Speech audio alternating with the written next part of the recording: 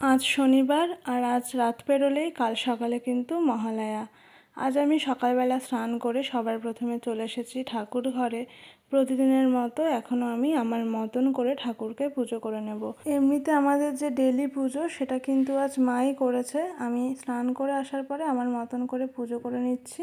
সবার চরণে ফুল দিয়ে আমি শিবের মাথায় জল ঢেলে বজরংবলীর সিঁদুর পরে নিলাম, কারণ আজকে শনিবার। আর তার সাথে কিন্তু আমি হনুমান চালিসাও পাঠ করলাম।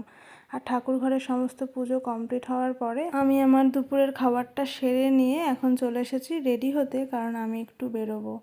সামনেই পুজো, আর পুজোর আগে কিন্তু কাজের চাপটাও অনেক বেশি।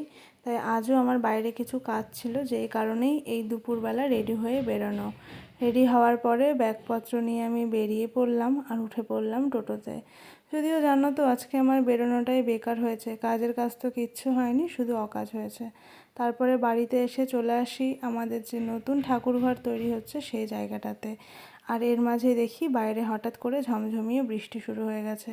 বৃষ্টি পড়লে কিন্তু বাড়ির গাছগুলো দেখতে বড্ড সুন্দর লাগে। আর দেখো, জবা গাছে কিন্তু অনেকগুলো কড়ি এসেছে, কাল কিন্তু সুন্দর একটা জবা ফুল ফুটবে। আজকের ভিডিওটা শেষ করলাম।